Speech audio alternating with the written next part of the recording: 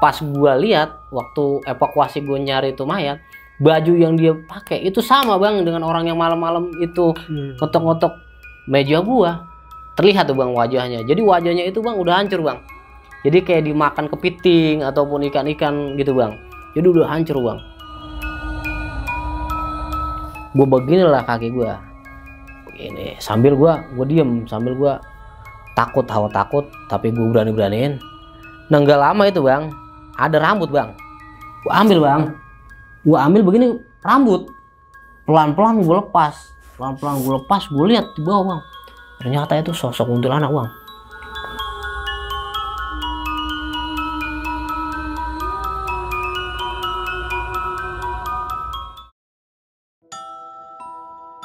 Assalamualaikum warahmatullahi wabarakatuh. Balik lagi di Kisah Tengah Malam bersama gue Viko. Seperti biasa malam kali ini nih gue kedatangan narasumber lagi yang ingin berbagi kisah horornya ketika beliau tinggal di daerah Bekasi Utara. Ya udah langsung aja di sebelah gue ada Bang Ali. Selamat malam Bang Ali. Selamat malam bang. Gimana kabar Bang? Alhamdulillah baik. Tinggal di sana dari tahun berapa Bang? Tinggal di sono, kalau tinggal di Bekasi Utara itu pesisir itu udah lama bang dari kecil. Oh iya, tempatnya di pesisir ya? Pesisir pantai, jadi laut. Oh, pokoknya di pinggir laut daerah Bekasi Utara lah. Bekasi Utara, betul. Oke. Di sana tinggal sama siapa Bang? Di sana tinggal sama orang tua.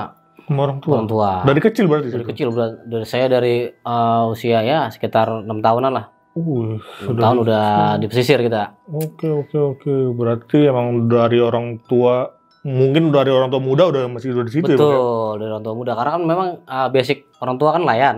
Jadi kan jadi pesisir enak nih katanya. Karena kan nggak terlalu jauh kita kalau mau melaut kan. Iya, dekat lah tinggal. Tinggal kita nyebrang aja kan. Nah itu kalau boleh nyebut nggak sih Bang nama desa atau mungkin nama ininya apa sih Bang? Daerahnya. Kalau itu. untuk kecamatan itu Tarumajaya. Tarumajaya ya. Desanya itu Desa Pantai Makmur. Oke. Pokoknya daerah situ lah Bang. Betul. Paling ujung lah. Ujung utara itu. Benar. Itu enak tuh kalau di pesisir adem. Cuman kita takutnya kalau angin kenceng, karena sering angin kenceng kalau di pesisir itu. Oh iya benar. Dan tuh kalau itu ada ombak nggak sih Bang di pesisir kayak gitu? Udah pasti. Pasti ada. Karena kan memang di pesisir pantai itu ombaknya selalu ada. Gitu. Jadi walaupun di sini kita di perdesaan itu nggak ada angin, kalau di laut itu tetap banyak angin. Tetap kencang anginnya. Tetap kencang dia. Oke. Berarti tinggal di sana emang dari kecil ya Bang. Sampai sekarang pun masih di sana Bang. Masih di sana. Sekarang. Dan, tapi yang di sana yang nempatin masih tetap sekeluarga Bang. Masih tetap sekeluarga. Sama orang tua ada situ semuanya. Nah, bagi kalian nih yang penasaran dengan ceritanya Bang Ali, tonton terus sampai habis, jangan di skip. Dan bagi kalian gue mau ngasih tahu infonya, yang pengen bercerita juga atau punya pengalaman horor yang pengen datang dan bercerita di Kisah Tengah Malam, bisa langsung klik link yang ada di deskripsi di bawah ini. Dan gue mau ngingetin nih, bagi kalian yang udah nonton tapi belum subscribe, klik tombol subscribe sekarang agar kita makin semangat memberikan asupan-asupan horor ke kalian. Yaudah, nggak usah lama-lama lagi, Kisah Tengah Malam dimulai.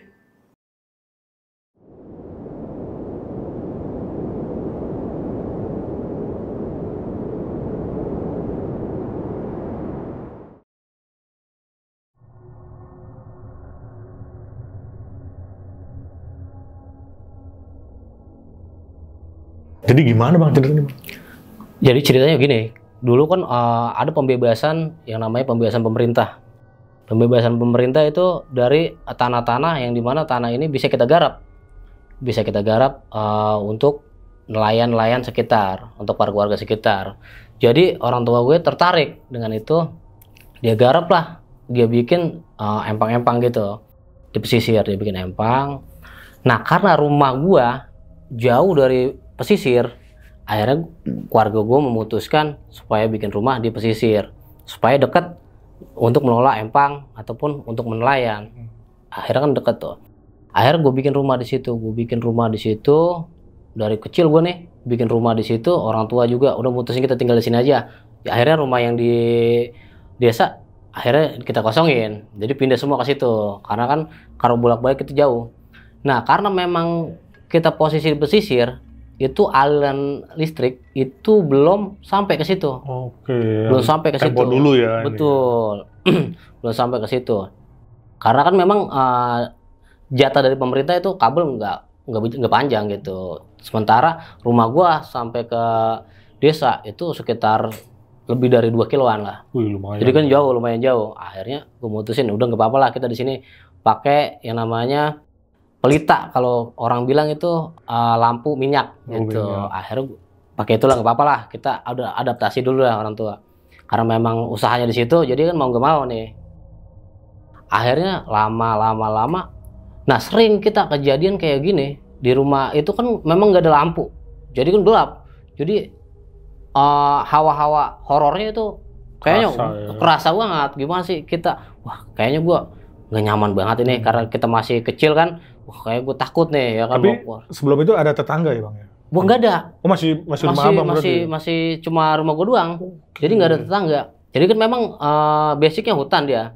Hutan kita babat, kita bikin empang gitu. Hutan mangrove kita babat, kita bikin empang. Jadi kita sisain itu sekitar berapa meter aja pohon mangrove buat ngilangin abrasi itu. Jadi kita bikin empang selebihnya. Akhirnya gue tempat di situ, belum ada orang. Jadi orang-orang lain itu lebih memilih pulang balik. Cuman dia nggak bikin rumah, cuma dia bikin agak gubuk-gubukan aja di situ buat tempat dia singgah. Gitu. Jadi dia yang lain begitu. Cuman gue doang di situ yang memutuskan menetap di pesisir pantai itu karena buat bolak-balik nih orang tua gue nih males lah. Istilah katanya. Akhirnya dia memutuskan bikin rumah di situ. Ada kejadian yang memang bener-bener itu, wah, gua nggak bisa lupain lah kejadian itu. Jadi sekitar tahun 90-an lah, 90-an hampir tahun 2000-an, gua udah mengajak remaja tuh, sekitar umur 15-17 lah. Akhirnya di situ ada kejadian yang pertama kali gua alamin, itu ada orang nelayan, dia karam perahunya. Entah itu nelayan dari mana, dia karam perahunya di pesisir laut itu, akhirnya meninggal lah. Tuh, jadi ada bukan orang situ ya? Bukan orang situ, jadi nelayan ini kan dari jauh nih, entah dari mana dia melaut, akhirnya dia terdampar di pesisir pantai yang dekat dari rumah gua, gitu. Akhirnya dicari lah tuh sama masyarakat, warga, sampai Airut, tim SAR juga nyari kan, karena memang ada kabarnya nih ada orang yang karam kapalnya, karena sebagian orang itu yang 2 orang itu sudah ditemukan, jadi tinggal 1 yang belum ditemuin. Akhirnya carilah tuh warga, karena rumah gue dekat dengan pesisir.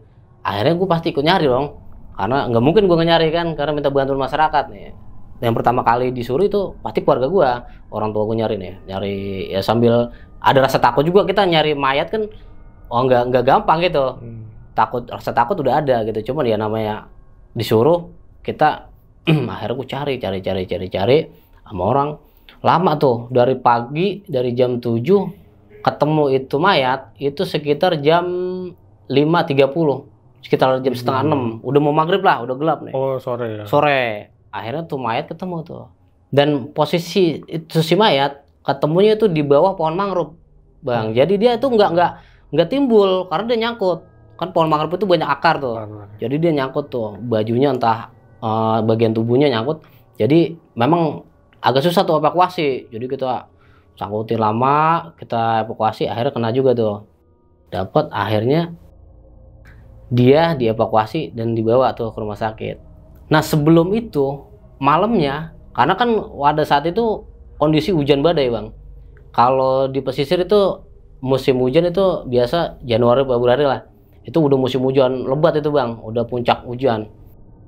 Nah sebelum itu kehilangan, adanya berita itu ada orang hilang maupun ada orang meninggal, itu malamnya itu ada orang yang datang ke rumah gua pas hujan lebat bang. Tuh pas hujan lebat besar, karena kan memang di pencahayaan di rumah gua itu redup, karena kan cuma sekedar apa lampu minyak doang, jadi kan redup tuh. Hujan besar, angin badai lah, pokoknya petir. Nah gue tidur sekitar jam 11. Itu ada orang di depan rumah gue tuh, ada balai bang. Balai itu kayak meja gitu panjang buat tempat orang duduk. Kalau pagi kadang-kadang ada orang mancing mampir di rumah gue duduk ngadem, kan adem pinggir laut kan. Akhirnya digebrak-gebrak bang. Bang. Dingin. Dia sambil ngerintih kan. Dingin. Bang. Dingin. Nah gue di dalam denger nih, dari sayup-sayup angin geledek sama hujan, gue denger nih, wah kayak ada orang ngerintih.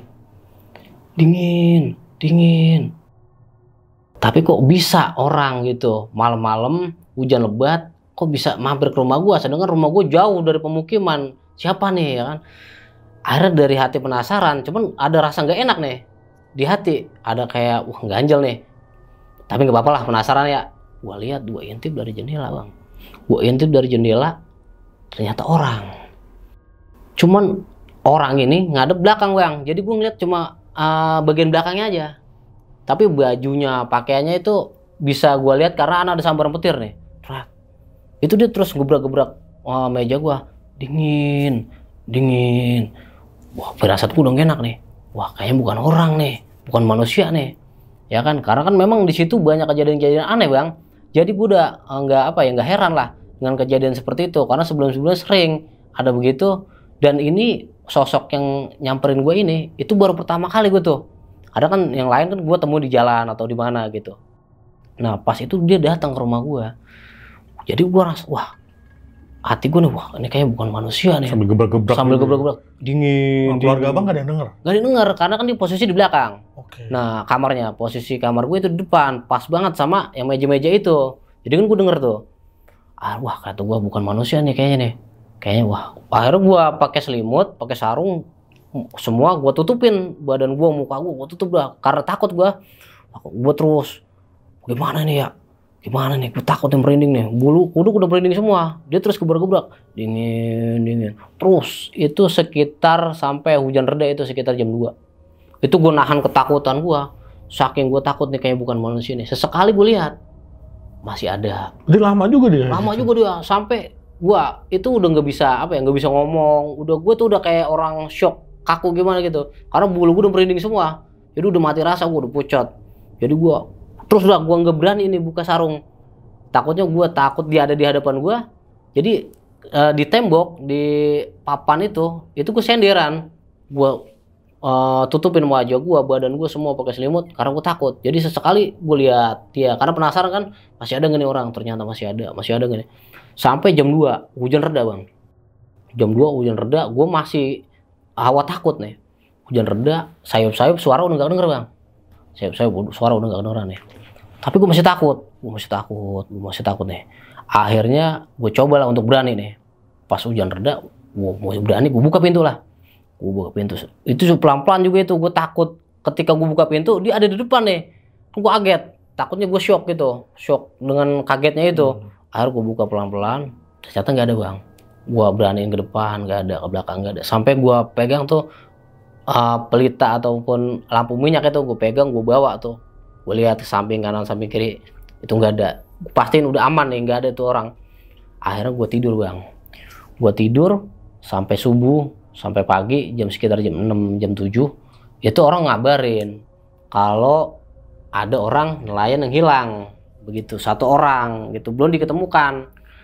Yang gue ceritain yang dari awal itu, ternyata itu yang neror gue, ternyata dia bang.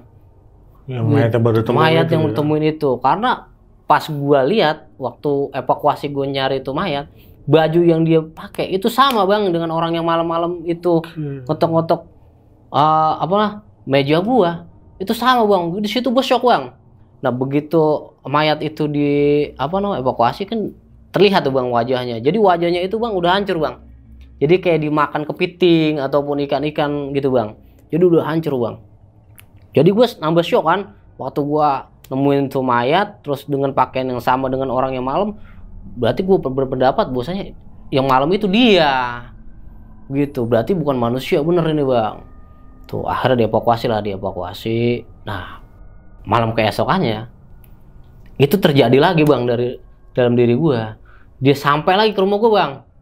Cuman waktu pada saat itu hujan gak terlalu besar, hujan cuma rintik-rintik.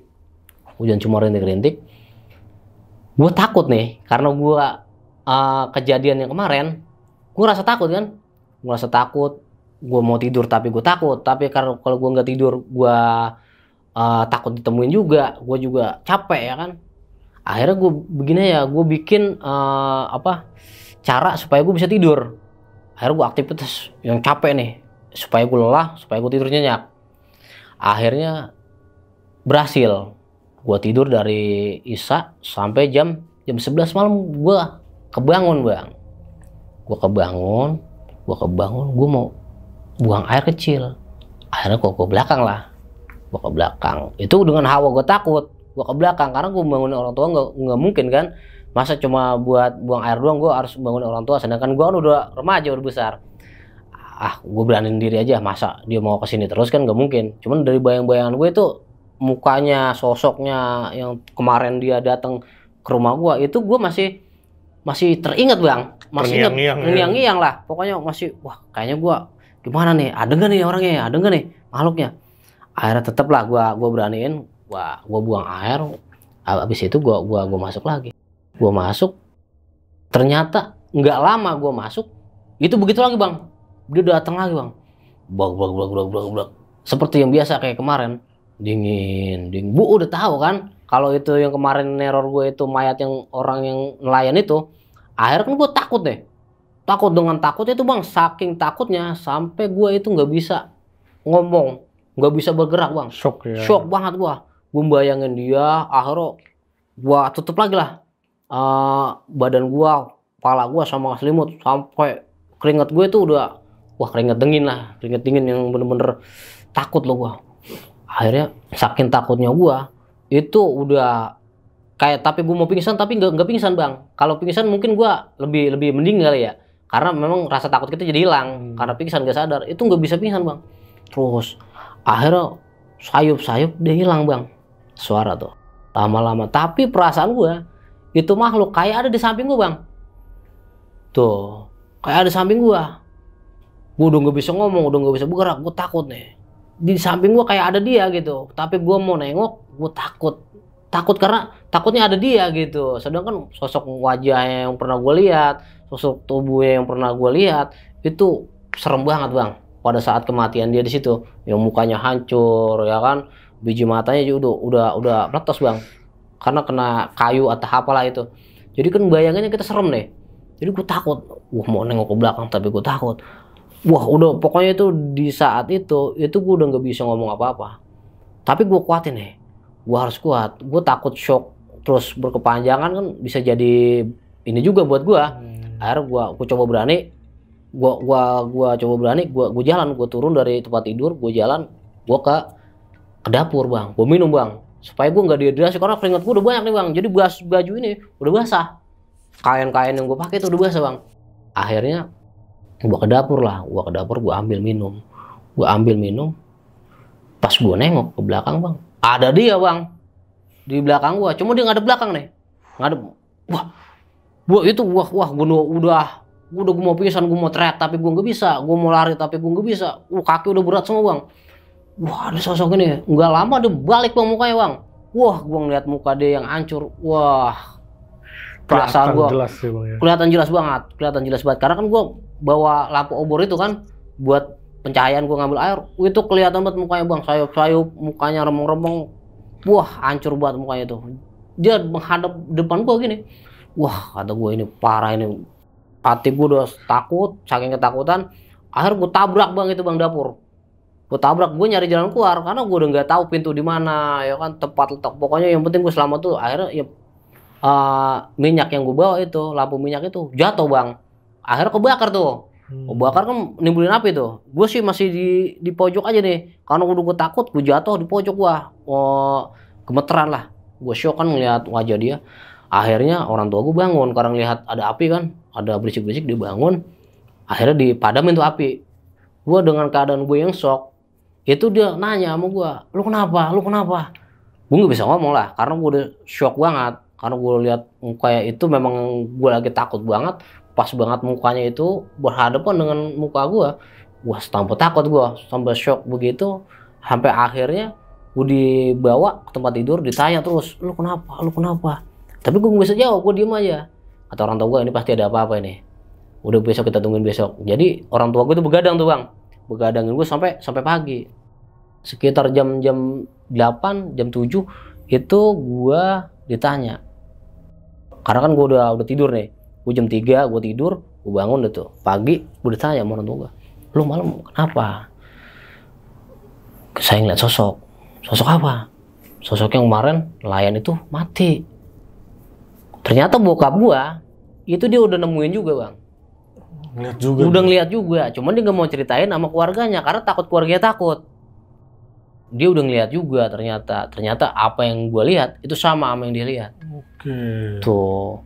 Berarti bokap abang juga udah lihat juga. Udah lihat juga. Saking dia nggak mau keluarganya takut, jadi dia nggak ceritain itu sama gue. Akhirnya di silent lah sama dia. Di silent, akhirnya gue yang ngerasain sendiri. Nah begitu gue udah shock begitu, otomatis dia pasti curiga, jangan-jangan apa yang gue ditemuin juga sama anak gue nih. Nah akhirnya udahlah cerita. Akhirnya gue ngomong orang tua gue, Pak, kayaknya saya nggak bisa tidur di rumah karena hawa shock saya masih ada nih. Akhirnya gue nginep di rumah teman gue. Rumah teman gue jauh nih.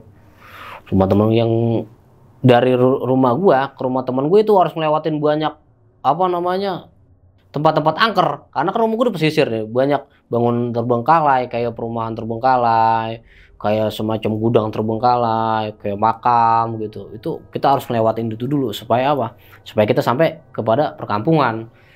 Akhirnya sampailah gue di perkampungan, gue nginep sama teman gue. Dan yang bikin itu nggak berhenti, gue diteror sama makhluk. Di rumah teman gue itu rumahnya ternyata angker juga bang. Rumahnya angker juga, memang rumah bangunan tua itu, bangunan tua yang memang dia beli dari orang yang ya entahlah orang siapa itu, pokoknya bangunan itu tua terus dirapiin sama dia tinggal di situ.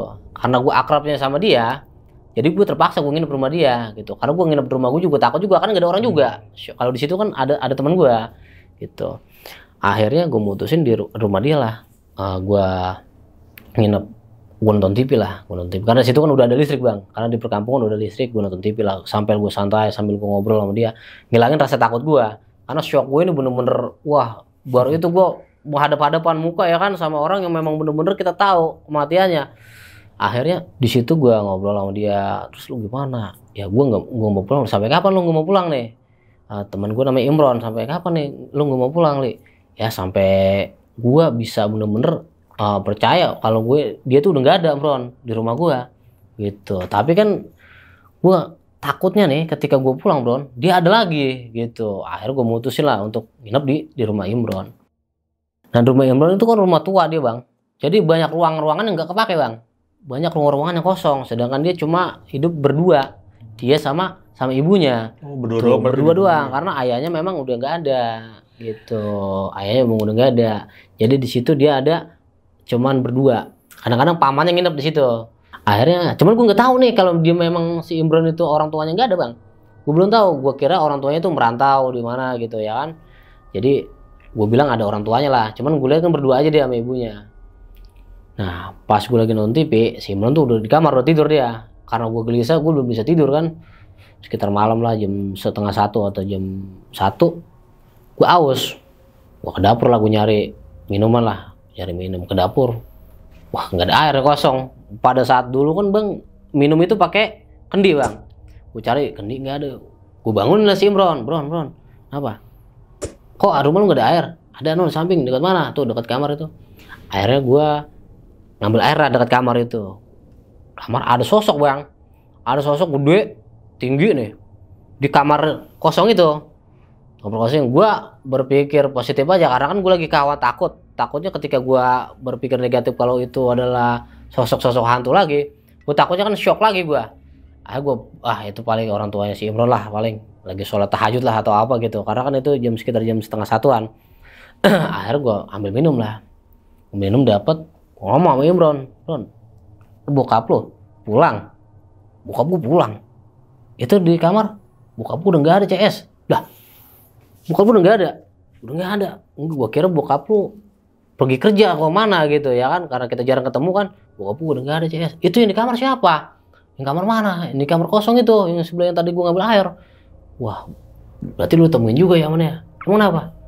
Situ yang penghuni rumah ini katanya. Tuh, makin merinding lagi kan gue. Wah, yang bener Bron, bener li katanya. Itu gue sering banget ketemuin sama dia. Bahkan keluarga gue udah tahu kalau memang ada sosok dia di sini. Tuh. Udah sering nongol dia di situ. Akhirnya gue ngomong, waduh Bron, ini gimana Bron? Lu kok lu nggak cerita dari awal siang gue di sini, lu nggak cerita ada sosok itu? Akhirnya gue nambah takut kan, gue masuk, lampu apa TV gue matiin, gue masuk ke kamar dia. Gue hawa takut juga Bron. Lu gimana nih Bron? Kok bisa ada sosok itu tapi lu nggak cerita sama gue? Emang tinggi bang, serem.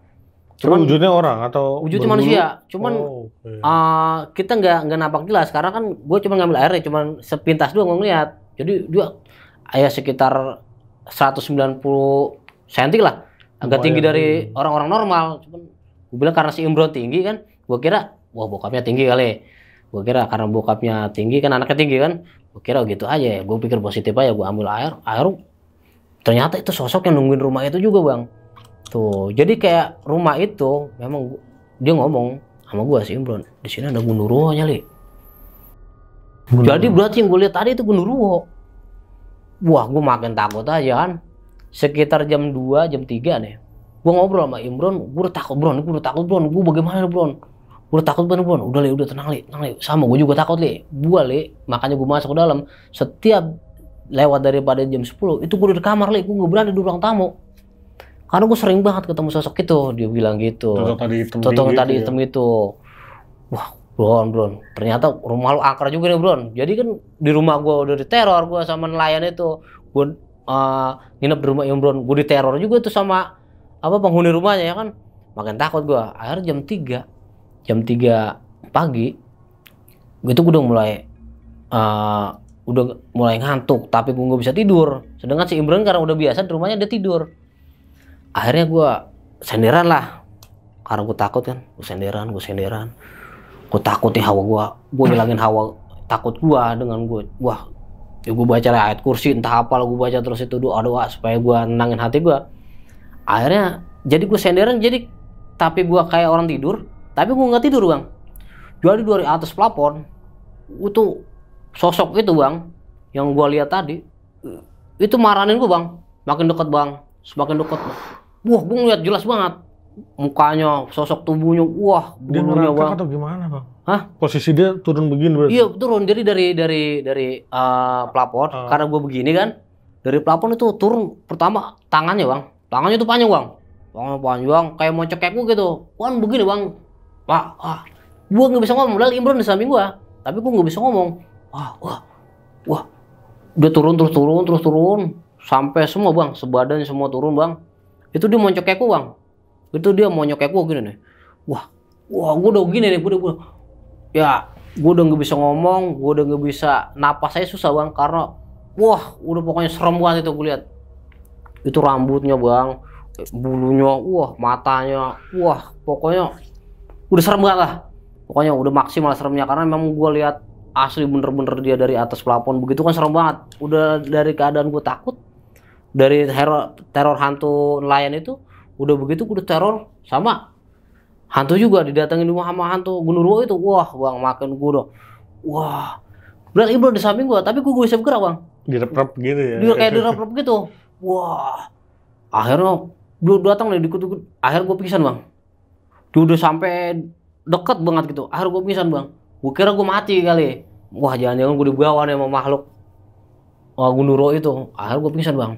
Gue pingsan, gue dibangunin, tahu orang udah banyak bang, keluarganya si Imron, ibunya si Imron, sama tetangganya si Imron tuh udah ada di dekat gue. Udah rame ya. Udah rame. Si Imron cerita kalau si Ali ini semalam bun, dia ketemu bun sama sosok yang di rumah kita.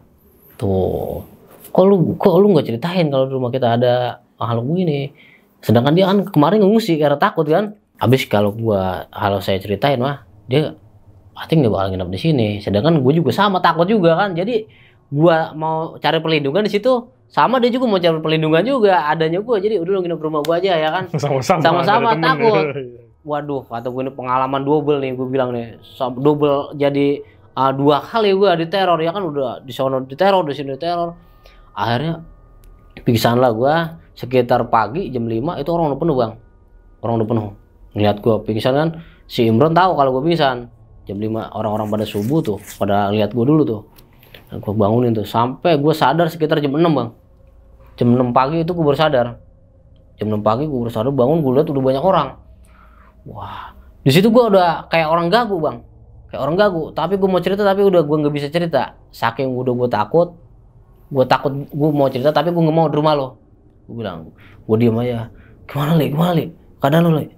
Ada gue baik, gue dikasih air, dikasih minyak kayu putih. Ceritain Li, gimana Li? Gue juga Li, takut nih kalau begini Li. Gue nggak bisa ceritain di sini lah, gue bilang. Gue mau ceritain di luar. Kalau di sini gue masih gak nyaman, karena apa? Karena gue masih takut dia datang lagi kan. Akhirnya gue bawa keluar, gue ajak keluar. Gue diajak keluar, tapi gue nggak mau pulang pada saat itu, karena gue masih takut juga kan. Harus keluar, udah kita cari tempat yang nyaman lah. Akhirnya gue cari tempat yang nyaman, gue diajak ke taman sama dia sambil ngopi kan. Sambil ngopi, gue ceritain lah tuh, begini bener Li katanya. Memang di situ di rumah itu gue sering banget, saking seringnya gue juga takut. Antara gue mau jual itu rumah, antara gue mau tempat di situ, itu gue masih bingung. Jadi dia mau jual itu rumah, tapi dia masih bingung gue mau pindah ke mana ya kan. Tapi dia tempatin itu, tapi dia takut ya kan. Akhirnya ya gue sama-sama takut. Gue dari pesisir juga gue takut diteror ya kan. Sampai rumah dia nggak cerita kalau rumahnya itu berhantu. Karena memang rumah tua itu bang. Kalau nggak salah itu kayak semacam peninggalan Belanda gitu bang. Jadi rumahnya tuh modelnya tuh kayak model-model rumah Belanda gitu bang. Desainnya desain lama gitu. Sampai di lingkungan mereka itu nggak ada rumah-rumah kayak begitu. Saking lamanya gitu, saking tuanya. Wah di situ gue ada shock loh tuh. Akhirnya gue bingung nih, gue mau kemana lagi nih. Ya kan di rumah lu ada hantu, di rumah gue ada hantu, ya kan. Gue bingung gue mau nginep di mana ini. Sedangkan gue shock, udah 2 kali shock nih. Di rumah gue juga shock. Gue nginep di rumah lu juga gue shock. Akhirnya gue mutusin bang, buat ke tempat yang lebih rame. Tuh di Bekasi kota lah. Bekasi kota, ada saudara gue di Bekasi kota. Akhirnya gue nginep lah di rumah dia. Gue nginep di rumah tante gue, di rumah om gue, bahasa kampung Mamang lah. Di rumah Mamang gue nginep lah di situ. Gue nginep di situ, gue ceritain lah kejadian gue, bla bla bla bla bla bla. Akhirnya udah mutusin, kalau lu begini terus, lu bakalan dihantui terus. Bagaimana lu bakal pulang? Gak bakal bisa lu. Karena apa? Karena lu dihantui hawa takut terus. Udah, sekarang lu pulang aja. Akhirnya pas udah ketiga hari bang, itu gue pulang udah tuh. Gue berani pulang lah ke rumah. Akhirnya bapak gue juga, gimana keadaan lo? Baik pak, cuman waktu di rumah Imron begini. Oh, ya udah lo di sini aja dulu dah. Nggak usah kemana-mana, udah gampang masalah itu. Ntar kita kalau memang itu masih teror, kita panggil lah ustadz ataupun orang pinter buat ngusir gitu kan. Ya, akhirnya gue ditenangin sama bokap gue nyaman lah, gue tenang lah. Ya udah, gue coba lah untuk tidur di rumah. Karena memang udah takut kan, gue coba udah gue tenangin. Jadi gue tidur itu nggak sore bang, malam gue tidur. Supaya apa? Supaya ngerasa ngantuk, gue bener-bener ngantuk, jadi gue bisa tidur gitu. Jadi gue ngobrol sama bokap, ngobrol begini. Ngobrol, akhirnya lama gue ngantuk nih. Sekitar jam 12, jam setengah 1, itu gue udah ngantuk loh. Gue ngantuk lah, gue tidur. Udah pak, Ali ngantuk nih, tidur. Gak lama gue tidur, datang lagi bang. Datang lagi sosok yang lain bang. Bukan sosok itu, beda lagi bang. Itu, waduh, semacam kuntilanak bang. Itu, wah gue bilang. Tapi dia nggak neror kayak semacam hantu nelayan, dia ketok-ketok enggak. Jadi pas gue tidur, jadi kaki gue kayak ada narik bang. Kaki gue kayak ada narik. Gua tarik lagi, karena gue kebangun nih. Gue bangun karena gue udah ngantuk, gue kebangun. Siapa? Gue kira orang tua gue, ya kan? Narik kaki gue. Akhirnya gue, wah, udah malam nih, gue lihat udah jam 1:30. Wah, kata gue buat tidur berarti baru setengah jam, dari jam 12 sampai 1:30. Kata gue, wah, jam 1:30 nih, setengah jam doang gue tidur. Gue takutnya ini jangan-jangan sosok pelaut yang kemarin, ya kan, nelayan yang kemarin, karena kaki gue tarik. Waduh, kata gue, gimana nih, jangan pelaut yang kemarin. Akhirnya gue takut nih, gue mau ke dapur, gue takut dia ada di dapur lagi kayak kemarin. Akhirnya karena kan rumah gue, jadi tempat tidur gue ranjang gitu bang, jadi di bawahnya tuh kosong. Gue beginilah kaki gue, begini, sambil gue diem, sambil gue takut, hawa takut, tapi gue beraniin. Nah nggak lama itu bang, ada rambut di sini bang, kaki gue bang. Sehelai doang atau banyak bang? Oh, jadi kayak rambut panjang. Kayak rambut panjang gitu. Gue kira itu sapu atau apa gitu, atau kain lah. Namanya gelap kan, kondisi rumah gue memang pakai itu kan, pakai apa namanya, minyak, lampu minyak. Jadi gue kira, wah kain kali ya apa nih. Gue ambil bang, begini rambut. Di situ gue melepas, gue takut bang. Gue pegang juga gue takut bang. Akhirnya pelan-pelan gue lepas, gue lihat di bawah bang. Ternyata itu sosok kuntilanak bang. Kuntilanak bang, waduh bang, di situ gue nambah, wah. Di kolong berarti. Di kolong tempat tidur. Gitu dia lagi posisi dia tengkurap bang. Posisi tengkurap, cuman muka dia di bawah lantai bang. Jadi pas gue pegang, gue angkat, otomatis dia ngangkat kan. Wah, di situ gue langsung lari bang. Gue langsung lompat, gue teriak, langsung gue masuk ke kamar orang tua gue. Wah, di situ gue gemeter lagi. Sampai jam berapa tuh? Jam 3 kalau nggak salah. Itu gue masih di kamar orang tua gue. Orang tua gue tahu, wah ini ada apa-apa sama anak gue nih. Akhirnya orang tua gue keluar semua, dilihat, semua dicek-cek rumah. Gue tetap masih di kamar karena gue shock itu, kuntilanak. Saat orang tua gue keluar bang, bapak sama ibu gue keluar, itu dia ke dalam kamar itu bang, marahin gue lagi. Wah, gue makin takut kan. Dia datang jalan pelan-pelan, dia datang, orang tua gue keluar, dia masuk bang. Wah, dia bajunya itu bersih banget bang, baju bersih, cuman mukanya itu memang samar-samar, rambutnya panjang bang, yang kayak rambut gue pegang tadi itu. Wah, makin sakit gue, sampai gue sakit bang, sampai sakit gue itu di situ. Itu puncaknya itu ketakutan gue, shock gue, puncaknya gue selalu diteror sama makhluk begitu, sampai gue sakit, sampai gue jatuh sakit di situ. Bokap gue, wah anak gue udah ngapa-ngapa nih. Akhirnya gue datengin paranormal, kiai, ustadz lah, datengin gue. Ini anak lu selalu digodain sama makhluk halus. Karena dia apa? Karena dia ini semacam, kalau kata orang kampung itu iga jarang bang. Iga jarang itu sering kesurupan, sering ditemuin makhluk kayak gitu. Bener. Ya. Jadi wah ternyata itu yang selalu gue ditemuin. Berarti orang-orang tua gue itu di situ itu jarang bang ditemuin makhluk gitu. Cuma yang sering gue, bokap beberapa lah, tapi yang sering diteror itu gue, termasuk itu beberapa kali itu sering gue. Yang hantu nelayan, yang kuntilanak, yang di rumah si Imron juga Gundurwo, itu gue sering banget. Sampai ketika gue jalan bang, abis gue sakit ya, terus gue sembuh sekitar 1 minggu lah. Gue jatuh sakit akibat teror hantu-hantu itu di rumah itu. Gue jatuh sakit, seminggu gue sehat. Akhirnya gue coba buat jalan keluar lah, karena kan gue masih di rumah terus nih, nggak pernah keluar. Dibayang-bayangin terus bang, selama gue sakit itu dibayang-bayangin terus. Makanya gue selalu dijaga tuh. Jadi bokap gue ngemanggil saudara dari desa nih buat temenin gue supaya gue ini nggak sendirian gitu. Jadi kalau gue sendirian takut kan, mereka takutnya gue shock lagi. Akhirnya ditemenin, diajak ngobrol lah, gue ngobrol tiap hari sama dia. Sampai rasa takut gue tuh hilang, badan gue juga agak mending. Akhirnya gue cobalah, gue jalan-jalan keluar. Lo coba lo, katanya jangan di rumah aja. Kalau kata saudara gue, jangan ke rumah aja, coba lo keluar lah. Itu main kemana, ke desa ya kan. Di sana kan banyak hiburan. Kalau di sini kan lo suntuk karena nggak ada TV, nggak ada apa. Jadi kan posisi gelap. Udah pasti di sini lu banyak teror-teror begitu, banyak makhluk-makhluk begitu pasti. Temen saudara gue ngomong gitu, gue bilang oh iya juga ya. Ya udahlah, gue putusin. Akhirnya gue setiap sore itu gue ke desa bang. Setiap udah menjelang sore gue ke desa, tempat-tempat pemukiman orang yang rame lah. Supaya apa? Supaya gue tuh nggak takut lagi. Ternyata bukannya malah hilang, itu malah ada lagi bang. Malah gue ketemu lagi. Jadi kan itu udah yang gue bilang tadi, ada rumah perumahan yang terbengkalai. Karena gue ada kerjaan di Empang, di tambak, ada kerjaan tuh sedikit panen ikan, gue bantuin orang tua gue. Jadi gue telat nih ke desa. Karena kan gue biar main ke desa supaya gue pulang pagi gitu bang. Akhirnya gue telat tuh, gue main ke desa, gue telat.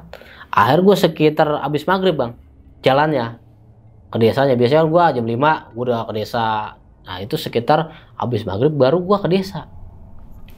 Pas habis maghrib itu gue pasti ngelewatin rumah terbengkalai itu bang, rumah perumahan terbengkalai itu. Gue jalan lah, di situ ada pohon banyak bang, ada pohon pete, pohon banyak lah, rindang-rindang gitu ya, pohon-pohon duri-duri lah, banyak lah pohon-pohon besar. Gue jalan, ada orang bang, ada orang kayak orang tua gitu bang. Ada sosok nenek-nenek lah, nenek. orang udah tua lah, orang tua, nenek-nenek. Dia di pohon itu bang, di pohon itu lagi duduk, rambutnya putih di Kuncir. sanggul, Sanggul. gitu kan. Atau kok ada orang begini, gue berlihat gitu ya. Gue tanya, Nek, lagi ngapain Nek? Kagak Cuk, katanya lagi duduk aja. Yang ngirimin siapa Cuk? Nungguin cucu saya katanya. Cucu di mana? Tadi ke laut. Cuman belum pulang. Tuh. Emang dari mana Nek? Dari situ. Cuman dia nggak ngomong, cuman nunjuk aja dari situ. Nggak ngomong tempatnya di mana, cuman dia nunjuk dari situ. Saya nggak kalau ditunjuk dari situ itu dari bangunan kosong itu, gitu. Karena kan ada pohon dari situ. Saya nggak kalau dia itu nunjuk ke bangunan kosong itu. Oh dari situ emang nenek sendirian ini berani di sini. Berani juga katanya, orang sebentar doang gitu. Akhirnya saya, ya udah Nek kalau begitu saya tinggal Nek ya. Yaudah, saya tinggal. Saya jalan lagi. Nggak beberapa lama lagi di depan, saya ketemu nenek-nenek itu lagi. Tuh. Sama juga. Wah, kok nenek-nenek ini di sini? Itu di gudang kosong tuh posisinya. Gue udah ngelewatin rumah terbengkalai itu. Perumahan terbengkalai, gue udah ngelewatin itu. Terus gue sampai di gudang kosong. Gue lihat di gudang kosong, kok nenek yang tadi, gue bilang gitu. Padahal kan gue kan sebagai anak muda udah cepet lah jalan kalau dibandingkan nenek-nenek kan. Kok nenek yang tadi gue di situ? Gue bilang, wah pirasat gue udah gak enak nih. Gue balik bang, gue lewatin perumahan itu lagi kan, perumahan kosong itu ada nenek itu lagi bang. Masih di situ lagi. Akhirnya gue, waduh, gue mau ke sono, gue ada nenek itu. Akhirnya di situ gue pingsan lagi bang. Nggak sadar. Akhirnya ada orang mancing yang nemuin gue. Akhirnya dia tahu kan kenal gue. Akhirnya dibawa lah gue pulang. Sampai situ gue nangis bang, sampai rumah bang. Gue nangis. Gue udah nggak mau lagi tinggal di sini. Gue bilang gitu karena gue udah capek bang. Setiap hari tuh kena teror. Udah di rumah kosong, rumah terbengkalai, perumahan terbengkalai, di gudang kosong, di rumah gue, sampai gue di rumah teman gue juga dapat teror juga dari hantu. Waduh, gue udah capek, gue bilang gitu. Gue mau pulang Pak. Saya mau pulang ya Pak. Di rumah saya udah nggak nyaman lah tinggal di rumah ini, saya udah nggak nyaman. Akhirnya yaudah lu pulang lah. Akhirnya gue pulang. Karena keputusan keluarga, gue pulang lah. Gue nggak mau di tempat itu lagi, rumah itu lagi. Karena gue udah sering ketemu makhluk itu. Gue juga jalan juga di situ. Menuju rumah gue juga banyak tempat angker. Diganggu terus. Akhirnya udahlah, gue mutusin agar gue tinggal di rumah lama gue. Tapi sesekali itu gue sering bang. Sesekali itu gue kayak melihat sosok orang, melihat sosok makhluk, melihat sosok kuntilanak di rumah gue. Karena rumah gue kan udah lama nih nggak ditempatin, karena gue kan fokus di tambak. Nah di rumah gue ini ternyata ada lagi bang, sosok itu ada lagi bang. Sampai gue bingung ini gue mau kemana ini. Di rumah gue udah ada yang lama, udah ada hantu. Di rumah teman gue ada hantu. Sampai gue bingung. Sampai gue mutusin ke Bekasi kota lagi bang, ke rumah paman gue. Akhirnya di situ gue tinggal di situ. Nah sampai sekarang itu bang, gue tinggal di situ bang. Saking gue takut pulang. Akhirnya nggak lama, beberapa tahun kemudian rumah gue digusur lah sama proyek. Yang di pesisir Tarumajaya. Akhirnya gusur sama proyek. Akhirnya pindah lah ke rumah lama nih. Orang tua gue sekarang udah tinggal di rumah lama, tapi gue sekarang masih di Bekasi kota. Tuh. Beda ininya tinggal aja ya. Tinggal di rumah paman gue. Tuh, tapi rumah gue masih di Tarumajaya. Jadi sesekali gue pulang ke situ. Masih bolak-balik lah. Sekarang karena udah ke situ. Jadi karena udah gue udah berumah tangga juga, jadi gue sering bolak-balik dah. Karena istri gue kan orang Bekasi kota gitu. Jadi gue ntar ke rumah mertua gue, ntar gue ke rumah paman gue, ntar gue sesekali ke rumah orang tua gue gitu. Oke. Siap. Berarti emang sekarang udah udah pindah. Sekarang tapi tetap masih ada rumah lama di Tarumajaya. Jadi gue masih sering ke situ. Sampai sekarang ini juga gue dari situ mampir ke orang tua, baru gue kemari. Dan itu berarti sekarang yang rumah di sana yang nempatin ada nggak? Gimana tuh? Yang rumah lama. Oh, rumah lama itu digusur bang. Oh, udah digusur. Enggak, yang satunya? Yang satu masih yang rumah lama yang di desa, itu masih ada, masih ditempatin sekarang. Jadi sekarang orang tua ke situ. Karena kan empang itu yang dulu digarap sama orang tua gua itu udah diuruk bang. Diuruk dijadiin pembangkit listrik. Jadi otomatis gua pada pindah tuh. Udah gusur jadi gua pada pindah ke desa. Nah tadi gue balik lagi nih bang, yang pertama yang ada orang terdampar ya. Betul. Itu kan katanya yang ketemu ada lagi 2. Itu 2 selamat atau? Itu 2 selamat. Selamat. 2 selamat. Jadi mereka satu kapal berarti itu? Satu kapal. Jadi ada 3 nelayan dalam satu perahu itu. Nah yang 2 ini ditemuin bang. Tapi temunya itu nggak di satu titik yang meninggal itu. Iya. Jadi dia macam-macam karena kan dia di laut terombang-ambing kan. Jadi dia ada yang nepi di sini, ada yang dia nepi di sini. Akhirnya 2 orang itu ketemu, yang 1 orang itu nggak ketemu bang. Makanya disisirin setiap pantai sama tim SAR, Airut sama warga itu nggak ketemu. Sampai ketemu itu di dekat rumah gue itu, di situ. Yang jenazahnya, waduh jenazahnya juga udah hancur. Nah itu kan tadi di kolong ranjang abang ya ada sosok kuntilanak ya bang. Yang abang nggak sengaja narik rambutnya karena dia nempel di kaki gua kira kan itu lap lah atau apa. Di balik sosok itu pernah ada apa sih bang? Maksud gua apakah dia dulu cerita apa gitu? Apa dia emang asli penunggu situ? Apa pernah ada korban? Gimana tuh bang? Jadi memang dulu di pesisir pantai itu memang kan dulu banyak pohon-pohon mangrove yang rindang bang, Jadi memang dulu cerita dari orang tua gua, cerita dari masyarakat setempat juga, masyarakat yang orang-orang tua dulu, itu memang dulu pernah ada pembunuhan bang. Pernah ada pembunuhan. Nah, jadi dia bunuhnya di mana?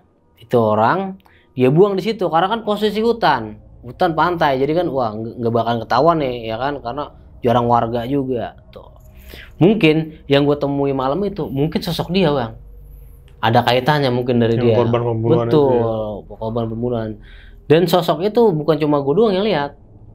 Tuh, tapi banyak orang yang lihat sosok itu. Cuman pas jelasnya banget itu dia di dalam rumah gua, di dalam ranjang, di kolong ranjang gua, itu dia banget.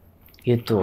Gua ketemu. Iya, dan bokap abang juga sempat lihat berarti ya. Bokap penampakan itu. Penampakan begitu. Karena dia nggak mau cerita nih sama gua, anaknya sama keluarganya, takut gua nggak betah di situ.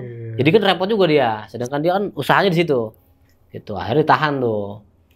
Berarti emang sengaja nggak ngomong. Takut. Bener.